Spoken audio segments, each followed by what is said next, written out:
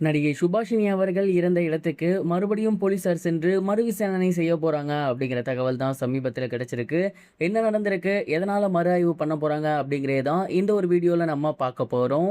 கயல் serial மூலயமா ரசிகர்கள் மத்தியில் மிகப்பெரிய ஒரு வரவேற்பை சுபாஷினி அவர்கள் பெற்றிருந்தாங்க. அண்ட் அந்த ஒரு சீரியலை தொடர்ந்து ஏகப்பட்ட படங்களும் பண்ணியிருக்காங்க. இந்த ஒரு நிலையில சமீபத்தில் சுபாஷினி அவர்கள் அவங்க ஹஸ்பண்ட் கூட ஏற்பட்டிருந்த பிரச்சனை காரணமாக தற்கொலை பண்ணிக்கிட்டாங்க. அண்ட் இது எல்லோருக்கும் மிகப்பெரிய ஒரு அதிர்ச்சியை ஏற்படுத்தி இருந்துச்சு. தொடர்ந்து இதை பற்றி போலீஸார் விசாரணை பண்ணிட்டு இருந்தாங்க. அதை தொடர்ந்து இது தற்கொலை தான் அப்படிங்கிறது கன்ஃபார்ம் ஆனதுக்கப்புறம் அவங்களோட சொந்த ஊரில் போயிட்டு அடக்கம் பண்ணலாம் அப்படிங்கிற மாதிரியான ஒரு எண்ணத்தில் அவங்களோட ஃபேமிலி மெம்பர்ஸ் இருந்தாங்க. தமிழ்நாட்டிலேருந்து இலங்கைக்கு போகணும் ஃப்ளைட்டில், அதுவும் இவங்களை கொண்டு போகணும் அப்படின்னா கண்டிப்பாக ப்ரொசீஜர்ஸ் எல்லாமே பயங்கர ஸ்ட்ரிக்டாக இருக்கும். அது மட்டும் இல்லாமல் டாக்குமெண்ட்ஸ் எல்லாமே கரெக்டாக இருக்கணும்.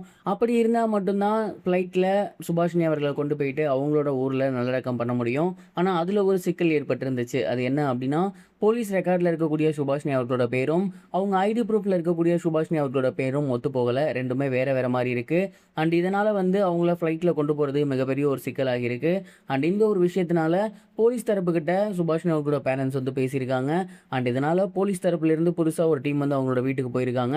போயிட்டு அவங்களோட ஐடி ப்ரூஃபில் இருக்க நேமெல்லாம் பார்த்துட்டு அதுக்கப்புறம் அங்கே என்ன நடந்திருக்கு அப்படிங்கிறதெல்லாம் கேட்டு தெளிவாக ஒரு ஸ்டேட்மெண்ட் எழுதி அவங்களோட ஆஃபீஸில் கொண்டு கொடுத்துருந்துருக்காங்க. அதன் பிறகு தான் சுபாஷினி அவர்கள் ஃப்ளைட்டில் கொண்டு போக அனுமதி கிடைச்சிருக்கு அப்படிங்கிற தகவல் கூட கிடைச்சிருந்துச்சு. அண்ட் இதனால தான் போலீஸார் அவங்களோட வீட்டுக்கு மறுபடியும் வந்திருக்காங்க. ஒட்டுமொத்தமாக ஸ்டார்டிங்லேருந்து மறுபடியும் சோதனை பண்ணியிருக்காங்க. அண்ட் அவங்களோட ஐடி ப்ரூஃபையுமே ப்ராப்பராக வெரிஃபிகேஷன் பண்ணி நேமையுமே ப்ராப்பராக கொடுத்துருக்காங்க. இந்த ஒரு விஷயம் தான் சமீபத்தில் வெளியாகி இருந்துச்சு. நிறைய பேர் மறு ஆய்வு அப்படின்னோடனே அது வேறு மாதிரி ஏதாவது விஷயமாக இருக்குமோ, ஒருவேளை அது தற்கொலை கிடையாதா அப்படிங்கிற மாதிரி நினச்சிக்கிட்டு இருக்காங்க. அதெல்லாம் கிடையாது. இது முழுக்க முழுக்க ப்ரொசீஜருக்காக மட்டும்தானே தவிர அவங்களோட இறப்பு அப்படிங்கிறது தற்கொலை தான் அப்படிங்கிறது உறுதியாகி இருக்கு. இது ஒரு புறம் இருக்க, நடிகர் அஜித் குமார் அவரோட அடுத்த படத்தை அவரே தயாரிக்க போறாரு அப்படிங்கிற செய்தி வெளியாகி சோசியல் மீடியாவில் எல்லோருக்குமே மிகப்பெரிய ஒரு வியப்பை ஏற்படுத்தியிருக்கு.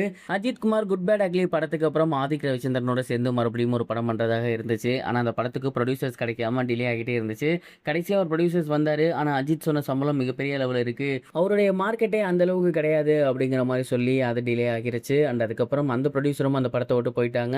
இதனால் அஜித் குமார் என்ன முடிவு எடுத்திருக்காரு அப்படின்னா, அவரோட ப்ரொடக்ஷன் கம்பெனிலேயே அந்த படத்தை பண்ணலாம் அப்படிங்கிற மாதிரி ஐடியாவில் வந்திருக்காரு. சமீபத்தில் தான் அஜித் குமார் அவர்கள் அஜித் குமார் ஸ்போர்ட்ஸ் எல்எல்சி அப்படிங்கிற மாதிரி ஒரு கம்பெனியை நிறுவியிருந்தார். அந்த ஒரு ப்ரொடக்ஷன் கம்பெனியில் நிறைய படங்கள் பண்ண போகிறாராமா. அதோட முதல் படம் அஜித் அவர்களோட அடுத்த படம் தானா.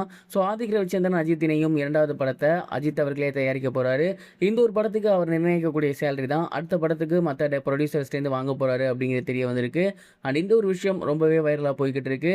அஜித் குமாருக்கு ப்ரொடியூசர் கிடைக்கல அப்படிங்கிற ஒரு மிகப்பெரிய ஷாக்கை தமிழ் ரசிகர்களுக்கு ஏற்படுத்தியிருக்கு.